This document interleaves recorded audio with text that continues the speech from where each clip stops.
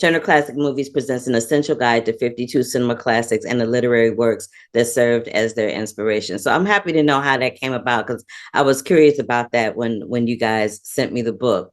So I want to know what yours are, but let me tell you what my favorite ones are. So my favorite ones that I've read were Wuthering Heights, Valley of the Dolls, and The Color Purple. Oh, those are great. Right. So let me tell you something about The Color Purple that you didn't know, or maybe you did know and you just didn't include it because it was a word issue. But the role of Celie on Broadway was actually originated by a young lady named LaChance. And LaChance won the Tony Award for it way before Cynthia Erivo did it on the West End, and then came back to Broadway and won a Tony for the same role, which I thought was really interesting. And I remember vividly how much backlash the movie got when it came out. Folk were salty that Steven Spielberg was directing it. People were salty that they said, oh, she makes black men, she paints black men in a negative light. And I said, but have y'all read the book? Yeah. You know what I mean? And what's interesting about The Color Purple, I mean, Spielberg himself didn't want to make the movie right away because he knew he was a white man. He wasn't from the South. And it wasn't until Alice Walker actually watched E.T. that she felt that he would understand how to work with it. But she had stipulations, which I love. She came into this project saying, if you guys want the rights, then 50% of this production crew has to be either women, Black people, any underrepresented community has to be included. And she got it, which in the time period, this is, that was unprecedented. Yes. Which I'm just amazed by, because we weren't talking, there wasn't that cognition that we get nowadays of like, well, what's composing your film crew? Is it all white guys? We weren't talking about that as heavily with social media and all of that in that time. Actually, we weren't talking about it heavily, but she was the first, I think she was the first woman to do that. But Sidney Poitier, when he was directing, did that all the time. But they just did, because we had no social media and internet during that time, people didn't know. Exactly. So yeah, I think that that's my favorite factoid about The Color Purple, is that she got it. And they really had to, the studio and the producers really had to work to get her trust and to get her to be okay with them adapting this. And a lot of authors today don't have that kind of, I mean, some of them I'm assuming have that power. J.K. Rowling was able to get all British actors for Harry Potter, but you don't hear that enough, authors having the power to really dictate who's working on their films and all of that. You really don't. And one of my other favorites, this is one of my cult classic favorites. I love Valley of the Dolls. Yeah. That is such a crazy movie, but I love it. And I love it because of Susan Hayward playing Helen Lawson. But a fact that you point out in your book that I didn't know, I had no idea that Judy Garland was slated to play Helen Lawson, and due to some issues she was dealing with at the time, was replaced by Susan Hayward. I was like, what is happening? I did not know that. You can actually go on YouTube and find because Judy was like in it pretty deep into production. I think there's costume tests or something from her, and you can actually find versions of her singing the songs that Susan Hayward's character sings in the movie. She recorded them. And so she was really involved, like deep in the process before they had to replace her.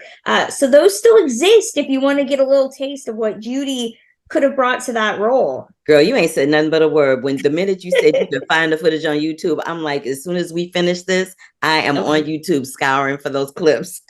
It's worth it. It's worth it. Yeah. So what are two of your favorites from the book that you wrote about? Oh, it's tough. Wuthering Heights, like you mentioned, is definitely the book that made me love books. It made me love literature. And the film is not the Bronte novel. It's only the first 34 chapters, but it's equally good. It's beautiful. It's beautifully written. The film is gorgeous to watch. So I love it so much. And Jurassic Park, Jurassic Park is just as good a book as it is a movie. And people might be surprised on that. Like Spielberg, again, knocks it out of the park, taking a book that feels so cinematic.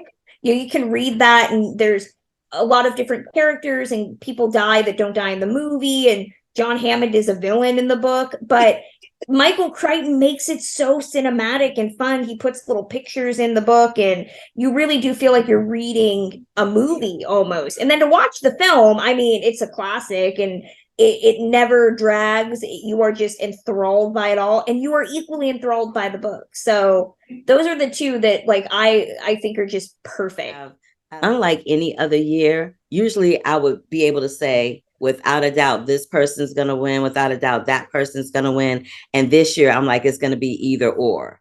A lot of people have said this year's Oscar nominations feel soft. Like there's not really a lot of movies that are made. People aren't as passionate. I don't think that they have, it's a lot of the same conversation. Like they're okay with whatever wins. There's nothing that they're really riled up for, nor is there really anything that they outright despise. It's one of those years. And I don't really know if that's true. I mean, I definitely think this feels different. Maybe because it's the first real Oscars since, the pandemic, quote unquote, ended. It's been a really long time between people being able to go to a theater and watch a movie. And there's some movies folk just didn't see because it wasn't available online. They couldn't stream it, and they were not trying to go into a movie theater. Yeah. So taking a minute for the industry to kind of get back in that respect. And that's why I think, maybe people have that ideology of it's a soft year, because it has been in some respects with people trying to get back,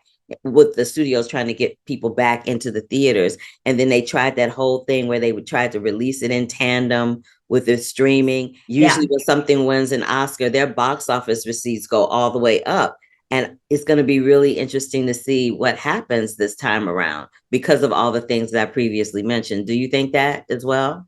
I definitely do. I'm one of the few people that thinks day and date is the future of film viewing. I look at it from the disabled perspective of, the disabled community was able to be part of the film conversation when we were able to see movies at the same time. And now even limiting the release date window to like a month or two does help in a lot of ways. I think it really is the best of both worlds. And I think that we're seeing a real revolutionary shift in the film exhibition landscape that I think people don't really want to acknowledge, which is that audiences will come out to see certain things. But I think people are really being more selective with their pocketbook and with their time, with what they're going to go see. Ticket prices, we were having this conversation even before the pandemic. Ticket prices were going up. I think they were saying for like a family of four to go to a movie, it was, nearing on like $50 in some cities. So all of that didn't change, and if anything, we still have the economic instability on top of certain people not wanting to go out during the pandemic. So I think that movie studios are going to have to be a bit more open-minded, which is hard for them, as we've seen. But I think that this is really a groundswell of change that a lot of people are resistant to, and that causes them to be afraid, and movie theaters are dying. Movie theaters have survived so many other things, like the advent of television, that The depression.